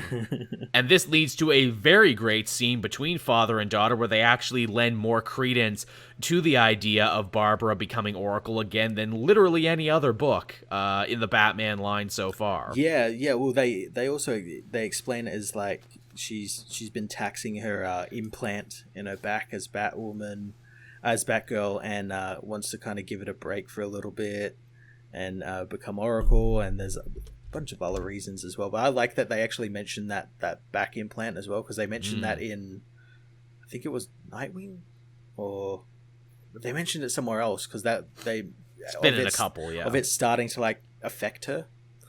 Yeah, absolutely. I know that was big in the Castellucci run, too. But yeah, the idea that, she might not be able to do that forever, so she needs to pick her moments now and try and find a way to be useful to the superhero community. And it's just also a really real discussion between father and daughter where she's like, look, don't do this just because you think you need the money and everything. I wouldn't let you be put out on the street or anything. You're my elderly father, and it's my job to take care of you. Yep. Et cetera, and Jim being like, no, I need to finish finish this. I need to see this through, or else I'll never be able to sleep at night. You know, I just can't leave this case unfinished. Which is really, really good, and also really good characterization for Gordon. And I'm like, fuck, Gordon's a good character. Yeah, who knew? Yeah, he's a really fucking good character. Yeah, M. Vicious cosplay, the back implant's been there for a long time. Yeah, I think Gail Simone came up with it first, and then other writers forgot about it, and then Castellucci brought it back. That was kind of their justification to be like, no, Killing Joke definitely happened, and yes, she was, crippled, but only for a little bit, and da-da-da-da-da. Yeah, and then there's other writers where they haven't done the back implant, and she just went through, like, physiotherapy, like Jeff Johnson, Three Jokers, and yeah. Again, it's one of those, like, hand-wavy things, but it is still technically in continuity. And, yes, something from the New 52 that actually got to stay. I'm surprised, too. Yeah. But, yeah, so we also find out, too, that, it's not just Gordon gunning for Batman, because everyone still thinks the Joker pulled off the A-Day terrorist attack on Arkham, even though we know full well from reading the other books he didn't, and that is actually a frame-up. Yep. But we got, She-Bane, a.k.a. the daughter of Bane, a new Venom experiment from Santa Prisca, who they've created. James Tynion, he's cashing in on that giant woman craze that's happening at the moment. And I'm all for it. Absolutely. James Tynion's like, look, man, I'm on the pulse of the fetish community on Twitter. Look, all I want to do is see you turn into a giant woman, and I think it would be great, and I just can't wait for you to be a giant woman. And I mean, come on, I'm totally down for that. Also, that's not enough. Apparently, there's also a clan of Texas cannibals who had a son in Arkham Asylum. Yep. So literally, we're just doing the Texas Chainsaw Family. Yeah, and I love that guy's face. It's like Gus Fring. Yes, very much so. All right, fair enough. Yeah, I'm willing to buy that there's just a group of crazy Texas cannibals here, and if that's not enough, guess what? The Court of Owls is also involved. Yeah, the mysterious woman who hired Jim is part of the Court of Owls. Yes, but apparently her family was excommunicated for some reason we don't know, and this is her way to try and get the family back in. Yeah. Again, this is probably the most I've actually been interested in the Court of Owls, because talk about another group of characters that were made really interesting when they appeared, but then, diminishing returns every other time. It's finally another writer actually tackling them properly. Yeah, also, too, the fact that Tynion, again, someone on Twitter pointed this out to me, he wrote that original Talon spinoff. That's how he broke into comics, and now he's writing about the Court of Owls again. Yeah. Come on, Calvin Rose, factor in somehow. Come on, Calvin Rose. One way or another. But, yeah, I like this. Again, this is all very, very, like, classic film noir is what this is. Absolutely, yeah, globe-trotting detective stuff. It's great. It's a great way to take Jim Gordon, as well as this being posited as, like, his, like, final hurrah kind of thing. Absolutely. Again, too, I'm like, look, if this is what we had to do to get a kick-ass Jim Gordon miniseries, call it the Joker book when it's not really about the Joker, that's fine by me. That's the perfect way to do a Joker book. You don't make it about the Joker. Yeah, it's the only way you can tell a good Joker story. The Joker should never really be the lead in his own story. It should only be about him bouncing off other characters. Like Todd Phillips and all those people who want Joker films.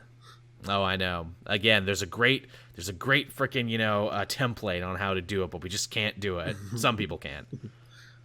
But yeah, Gordon is great. Again, I'm not even calling it Joe. I'm just calling it Gordon. The Gordon book is great. The Gordon book. Even the backup is fun, too. We see more of Punchline in jail and more of Bluebird trying to hunt down someone who actually knew Allison Kay. And, oh, shit, Orca's here, too, now. I love that. I love Prison Orca. Again, more giant women, giant whale women. Yes. In their Orange is the New Black yard attire. Again, James Tynion IV on the cutting edge of giant women fetishism. Giant women for all. And I just love it. I'm just absolutely here for it. But yeah, the Joker continues to be solid. I really like it. If you were unsure about picking it up because you're like, I don't know if I want to read a Joker book, don't worry. It's not even really about him. No, it's not. It's a Jim Gordon book. It's literally about everything else, and what it is about is really solid. What else did you have, Matt? I had Superman issue 30. I had this too. In which Superman and Superboy fight symbiotes. Basically, they're basically goddamn the alien parasites that fell off not a celestial. Yeah, yeah. And infected a planet, yeah. What surprises me about this book and the way Philip Kennedy Johnson is writing it, and no one sold it as this way either, this idea that it's like, oh, this Superman book is now to Superman and Superboy what Batman and Robin is to Batman and Robin, because it's like a father-son team book now. Yeah, again, people love to like complain about like, oh, we'll never get any of this stuff back, all that. Like the book opens with the Kent family on mini golf and all that sort of stuff, which I like. Never get any of that stuff anymore because John's now taller, yet here we are. So I don't know why you're complaining. It's also like even more of a focus now because it's them making up for lost time and everything, where I'm like, good, someone should be doing this. Exactly, yeah. Again, you are always going to get this. Yeah, which I absolutely very much appreciate. Even more so, Philip Kennedy Johnson, I'm sure you noticed this too, kind of changes the format on this one, because the first two-part story that was action and Superman, and I guess this story will continue in both now because that's the way it's set up, was all told from John's point of view. This one, the point of view goes back to Superman, but they make a point of saying that this is like Superman writing in his journal about a mission that had happened beforehand because he left Earth and seemingly never returned. No doubt, probably talking about Future State. Yeah, again, tying into Future State and probably that Superman and the Authority book. Oh, yeah, that's right. There's going to be a Superman and the Authority book. It hasn't been announced yet, but we've seen covers and everything for it. They leaked the art. It's like, look, if this is a fake, then this is a fucking very good fake. That's right. I forgot that that's actually going to be a thing that's Morrison, yes. Yeah, Grant Morrison. Coming back to Superman and to the Authority in a weird way. Like, man, what's it going to take, Joel, for you to read an Authority book? Grant Morrison starring Superman. Okay, I'm in. Man, that's all you needed. But, yeah, they get a distress call from an alien world that Superman had helped out previously, and shit's fucked. Yeah, they get there, and Clark immediately knows that something is wrong, because everything just feels weird. We really get to see Superman as a detective in this. This is basically a detective comic story starring Superman. It is. It's great, isn't it? People don't seem to think of Superman, but it makes sense. He's an investigative journalist. And it's a teachable moment for his son, too, where it's like, nah, none of this, their stories don't add up, son. We gotta, like, dig deeper into this, but we also gotta make sure they don't know we're digging deeper into this. Yeah, we gotta feign ignorance and then go investigate the Celestial that fell into the canyon that we put him in all those years ago. Mm-hmm. They also draw a nice little parallel between John and all the pressure he's feeling to live up to his father, Superman, and to the prince of this world who has to take up because his friggin' father just died under mysterious circumstances. Yeah, again, building off the stuff we saw in Future State. Definitely. Fun, too, that this alien race, where it's like, what's their gimmick? Every alien race needs a gimmick. Oh, well, their words have double meanings, which means they kind of sound like assholes. Yeah, their emotions aren't the same as us. So when they call Superman and his son their servants, they don't mean servants, they mean like friends sort of thing. Yes. And they call them both ugly. Yeah. I'm like, wow, just the passive-aggressive race. And, of course, in the end, oh no, the evil alien parasites are back, and we gotta fight them and everything, and oh, maybe someone we already know is under their control. Yeah, and maybe the whole planet is already under their control. Maybe. Again, it's, we've seen stories like this before with Superman, but it's told in an interesting enough way. This is definitely one of those, it's all in the telling type of stories. Absolutely, yeah. And the backup was a lot of fun as well. It was an ambush bug backup.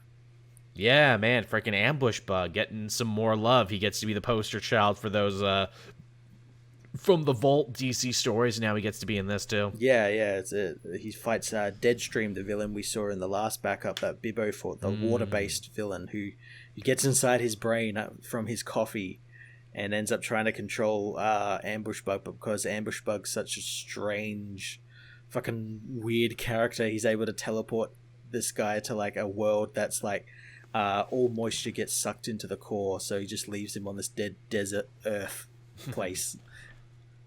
Fun stuff. I like that backups are back. Yeah, it's a good backup as well. It's telling one long story. It tells of Metropolis. What happens when Superman isn't in the city? We get heroes like Steel and Vigilante and all that stepping up to sort of take the mantle and try and save the city. I like it. And I bet if any of those backups are really popular, they'll probably spin those characters out into their own thing. Probably. It is kind of funny that Midnighter gets backups in the Superman book. You think he would get backups in the Batman book because he's met and hung out with the Batman family again, before. It goes into that whole thing where he got that Superman and the Authority book coming up.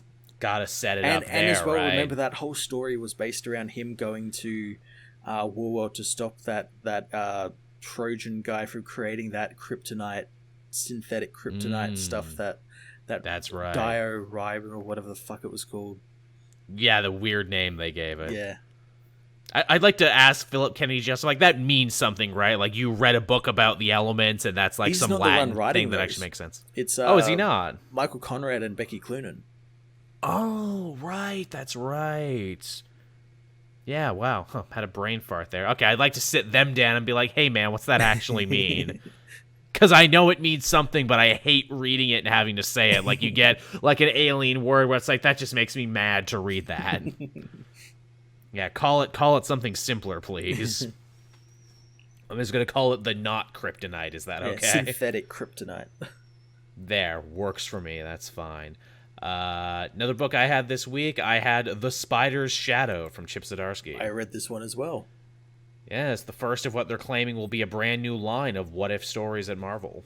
Yeah, and it was pretty great. Yeah, starting with a very, very simple concept. Hey, what if Peter Parker never got rid of the symbiote? And a lot of people are quick to say, hey, haven't they told that story before? Yeah, probably, but not in this way. Yeah, this was a pretty damn good way to take it. Chip Zdarsky, if you didn't already know from his Life Story series, the man kind of knows his way around telling alternate history Spider-Man stories. Yeah, knows his way around alternate histories and Spider-Man. Absolutely. I like that they kind of treat Spider-Man's relationship with the symbiote here like a junkie with his junk. He just can't give it up, and it's, sabotaged every part of his life. Yep. Even the way he says, the only way I feel normal and full anymore is when I'm on the suit, a.k.a. when I'm doing the drugs. Yeah, or on the source. Yeah, when I'm on... Exactly, yeah, you could read it as anything. Yeah, he's sleeping all day now. He's got, like, a terrible 5 o'clock shadow. He kind of hits Mary Jane by accident because he's so fucked up on nightmares and everything, and Aunt May isn't talking to him anymore. Oh, and he dropped out of school. Yep. Which, for a big brain like him to drop out of school, is a pretty big deal. I love, too, that, like, the villain he fights in this issue is Hobgoblin. I think a lot of people forget before Venom showed up and kind of blew every other villain out of the water. Hobgoblin was the guy. He was, like, the #1 Spider-Man villain of that era. Yeah, and it wasn't Harry or Norman either. No, it was fucking Roderick, and that's even when they knew it was Roderick. They went through, like, several retcons, but I love Spider-Man. He's just so fucked up on symbiote. He's just like, look, I'm taking your goddamn mask. Oh, Roderick, it's you. Fuck off. But the guy doesn't fuck off. No, in fact, that really hurts Roderick's feelings. He's like, no, there's a rhythm to this. There's a tradition, and you broke it, Spider-Man. You changed the rules of engagement. Yeah, and, that comes to a head right at the end of the issue where Spider-Man just gets done with the Hobgoblin and ends up killing him. Yeah, he what is it? His friends in the superhero community, kind of cast him aside. Mary Jane says he needs to get help, but again, when his friends try and help him, he's like, "No, you don't understand. I need it. We're good together." And ultimately, he cannot save Aunt May from her burning house because the symbiote's like, "No, that'll kill me if you go in there. So don't." Yeah, so he can't because his drugs will burn up. He's literally forced between, his addiction and Aunt May, and he chooses his addiction, and instead of that being the final straw for him, he just redirects all that anger and hate at Hobgoblin and kills him and assumes a darker, more sinister, more Venom-esque form. It looks like it's a good costume. It is. Again, it's not just let's do Venom again. It's like, no, this is Venom by way of Peter Parker. Yeah. I dig it. I dig it a lot. Yeah, so is this going to be like... Is that like the end of it? There's not going to be a part 2 of it? I think this is going to be a mini-series, I think they said. Okay, so do you reckon Chip is going to go the way of his life story, and it's going to jump like, oh, this was like when the original symbiote story, so it's like 80s, 90s, we're going to jump into the 2000s, and then like 2010s. Yeah, that was my thought, where it's like, okay, so yeah, we're going to flash forward. He's killing people now, which means, the rest of the superhero community probably has no time for him. What becomes of Eddie in this world? Yeah, does Eddie end up becoming the hero? Does Eddie end up becoming the hero in the story? What becomes of Flash Thompson? Because now you've pulled this one symbiote thread. What does this do to the rest of continuity? Do we just get, like, the anti-Venom? The agent anti-Venoms and stuff like that. And again, if we keep going in time, like you said, if we do it... Okay, yeah, ChemDog says it's 4 parts. So yeah, it's short, but it's still a thing. Does that mean Peter will eventually have to deal with Null? Or are we keeping this in very much, the time frame of what it is, where it's like, no, the symbiote is just an evil parasite alien. That would be pretty cool if he has to deal with Null. Because I noticed a lot of people had a problem with that, mostly new readers, I think, where they're like, hey, why is the symbiote shown to be so evil here? Where in the Venom book, we've seen that the symbiote actually has, like, a good soft side. And I'm like, well, guys, you got to understand, that's like decades worth of retcons. Yeah, I was going to say, that's more of a recent development. That when they first appeared, they were literally just like an evil alien symbiote. Evil space parasite, and it's like, look, and they've gone through so many changes. They've been a noble warrior race under Bendis, then they were like, again, evil space aliens, and then now they're like, actually no, they were a noble warrior race until Null took over them and made them like mindless zombie thralls.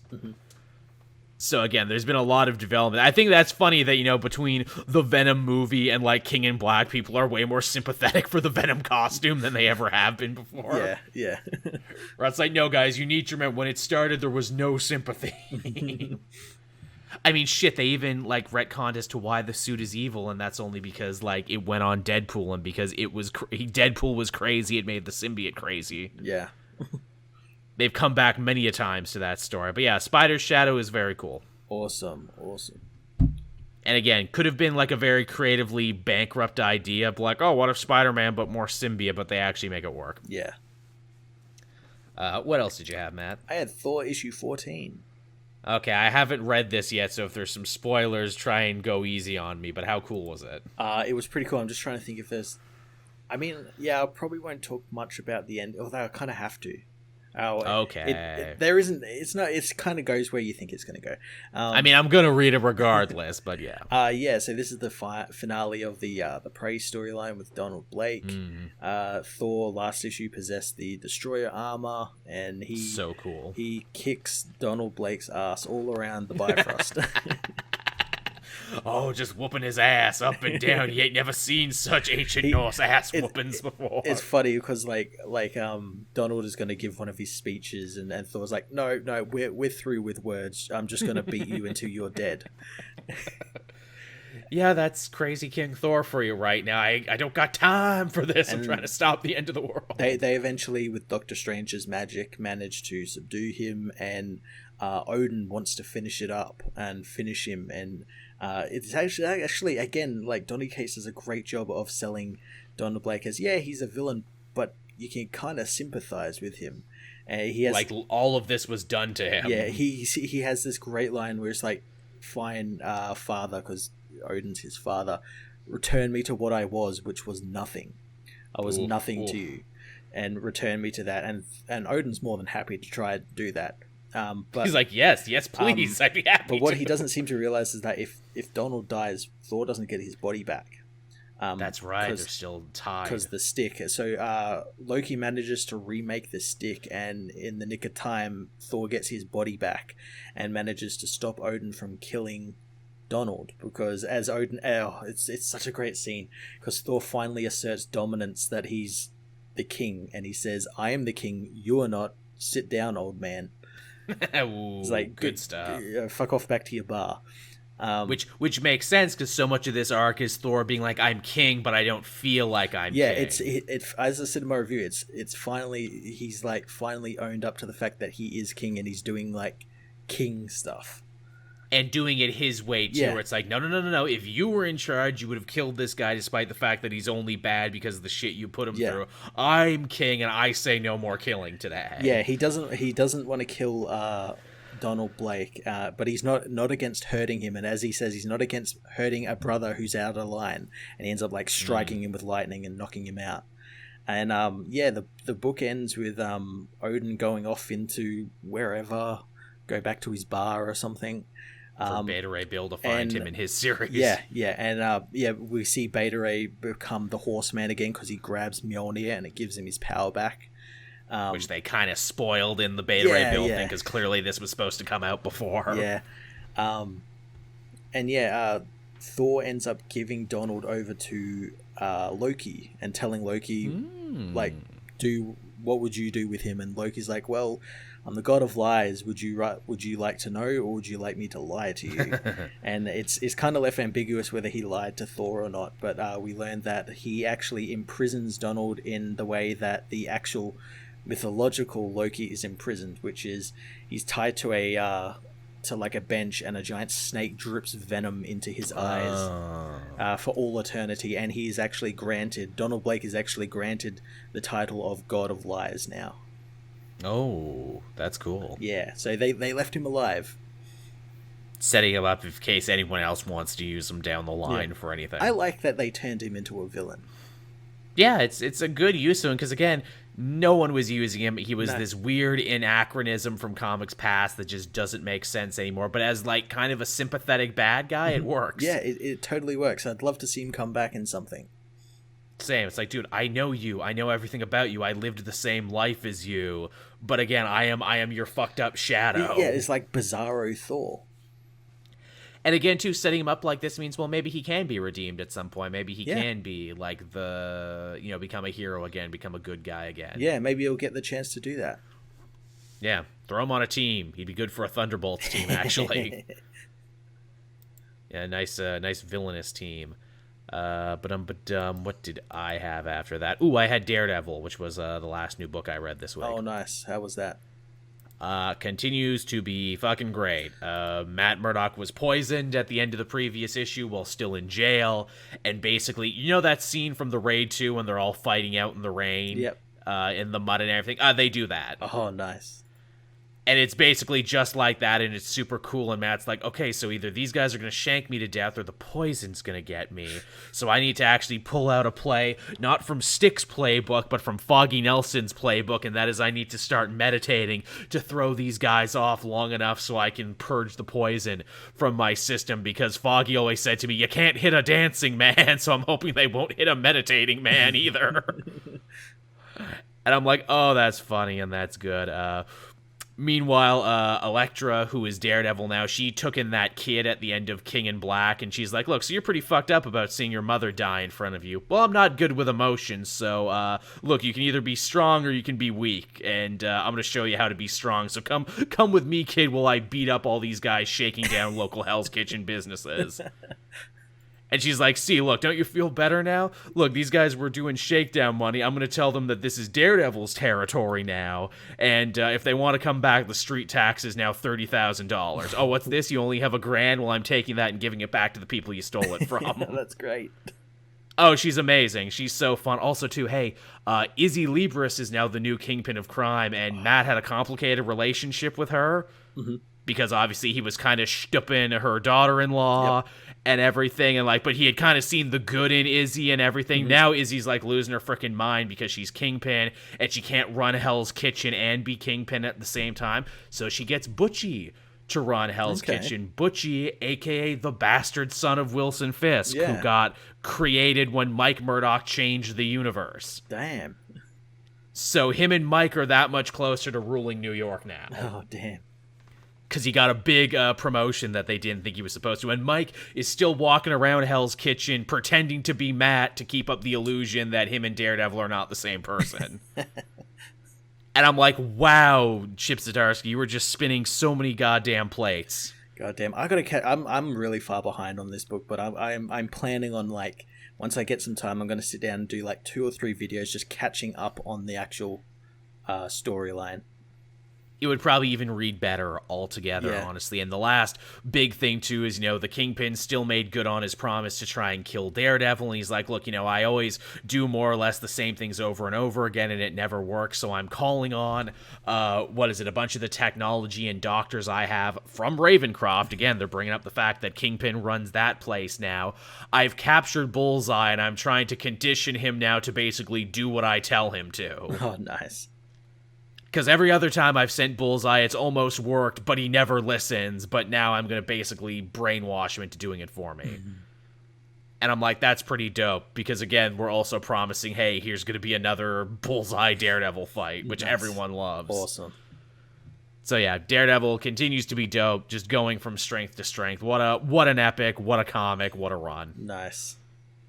And yeah, as the chat says, oh yeah, that's not going to backfire against him, Bullseye brainwashing him. Yeah, really.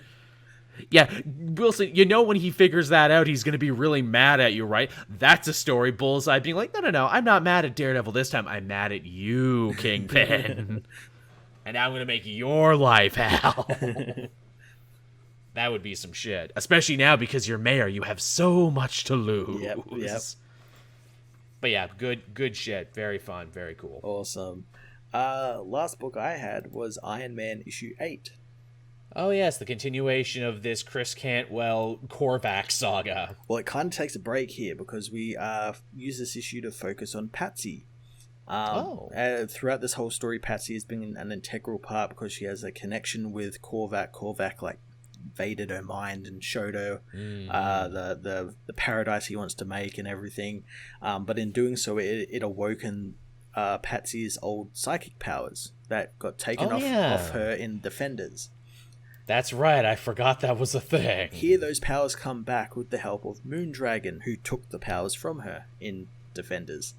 Moondragon contacts her and say, look, the Guardians and me are on the other side of the galaxy. We won't be able to reach Korvac in time to stop him, so I'm going to give you your powers back. But to do that, we need to go into your mind and face your fears, basically, because if you're not scared of them, Korvac will be. And if you're not, then you've got an advantage over him. Right. So they go through her mind, and it's like a trip through Patsy Walker lore. Christopher Cantwell did his research. There's a lot of. Yeah, he did his research. We go all the way back to the Hetty and Patsy comic where she's in high school and she's got to learn how to tap back into her powers by doing stuff like looking into her teacher's mind for the answers on a test and everything. She's got to confront Damon Hellstrom again, who's the principal of the high school. Nice callback. Yeah, and confront her fear there, as well as when she almost killed herself, when she committed suicide. She actually did kill herself. Yeah, I know, right? What a dark piece of history to remind everyone. As well as her mother, who was a helicopter parent, and had the comic of her going and everything, and has to confront all of this, and in the end she has to accept it as part of her, because she never did. She always used to wall it off and be like, nope, that's not part of me, and that was preventing her from using her powers because she didn't accept that it was that fear is part of her.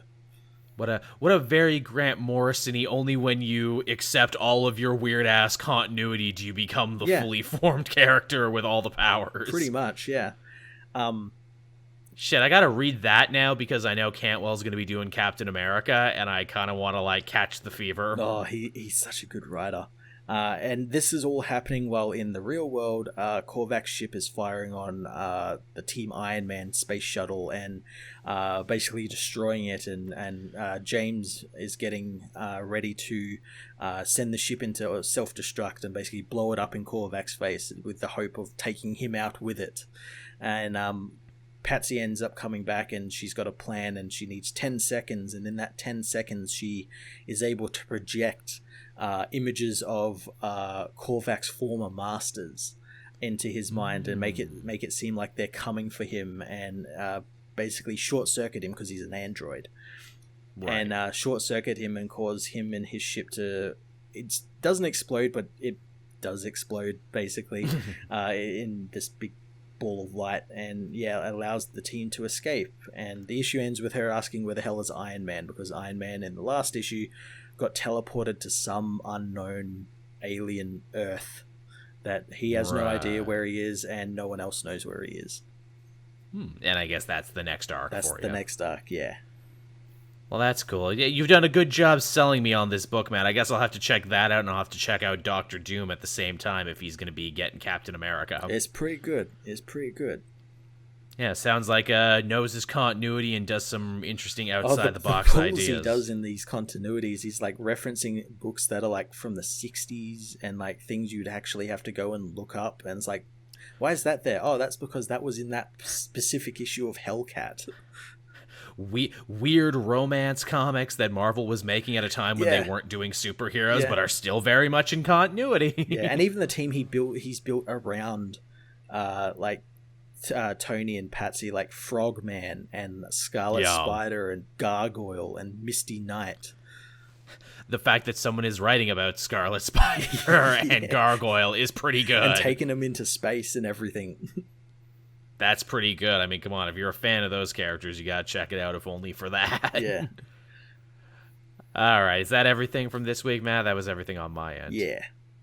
And we're about our regular hour 40 mark that we normally are. Thank you, everyone, for coming out and watching and listening. As always, we really appreciate it. Thank you for everyone who's been buying the Wild Bill soda, getting your 10% off, using your code, showing us that, we're good. We're good YouTube men. We're good investments, Matt and myself. Thank you, as always, to the patrons for helping keep the lights on and allowing me to pay Matt now more than ever in these unsure quarantine pandemic times. We're doing another fucking lockdown in Ontario now. Oh, no. I've been complaining about it on Twitter for those who haven't seen. Basically, from the provincial level and the federal level, everyone keeps pointing fingers at everyone and no one knows what's going on. Everyone's blaming everyone else. It's fucking stupid. That sucks. Can't get myself vaccinated, can't get my parents vaccinated, but whatever, we'll deal with that when we deal with it.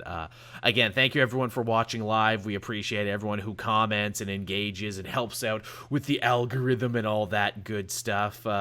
Again, if you want more content from me, Monday morning, 8 a.m. Eastern Standard Time, I'm going to be live streaming the newest episode of Capes and Quests for everyone to watch and check out there, so be sure to have a look at that tomorrow morning as we record this. I'm sure it'll be ready to be watched and restreamed when this goes live on Wednesday. You can download the audio versions over on iTunes, SoundCloud, etc., etc. Any plugs on your part there, Matt? I'm hopefully going to actually be starting streaming soon, because I'm shifting around my streaming setup and trying to make it a bit more easier to use, because it's not easy to use the way I've got it set up at the moment. No.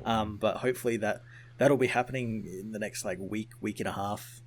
Expect that. I'm not sure what I'm going to be streaming though. Probably I got Returnal coming out next week, so I think maybe I might stream some of that. Nice. Again, they got all those sales on for games and everything. I actually finally picked up Watch Dogs Legion and started playing that for the first time because they had it for a good price. Very fun. It's pretty cool, eh? Yeah, I don't know if it's the best game I've played, but it's really freaking fun, and I love all the weird, colorful characters that I can recruit and everything. Yeah, that's pretty great. It's great, yeah. A lot of customization, a lot of clothing options, because again, they basically dressed every person in the world. Yeah, well, again, every person in the world you can use on your team. Yeah, which is such a cool concept where I'm like, hey, can you guys steal this for the next Assassin's Creed? Yeah, make sure as well, if you haven't already, go and get a spy. Yes. Oh, I have got a spy. Nice. She looks like Helen Mirren. Nice. Again, with friggin' silenced pistol and being able to turn off everyone's guns with her spy watch. I'm like, oh, so the game is over is what you're saying. I have beaten the game.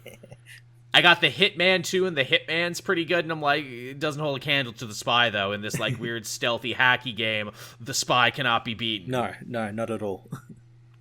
I guess that is a problem with the game, is that you can kind of break it in that regard if you get a good person way too early on. If you get a good person and you have the good skills unlocked, like the spider and all that sort of stuff, and then the game kind of becomes trivial at that point. Some of the puzzles are kind of fun and interesting too, like when you liberate an area. I did the one where you're in the dark and you only have the drone light to kind of light your way. Yeah. I'm like, well, this was creative, if nothing else. It's annoying, but I respect it for being creative. But yeah, so that's what I've been doing, everyone. I guess we'll bring the show to a close, and we'll be back again, hopefully next week, hopefully at the same time. Definitely. So until then, everyone, we'll see you all next time. Bye-bye. Bye.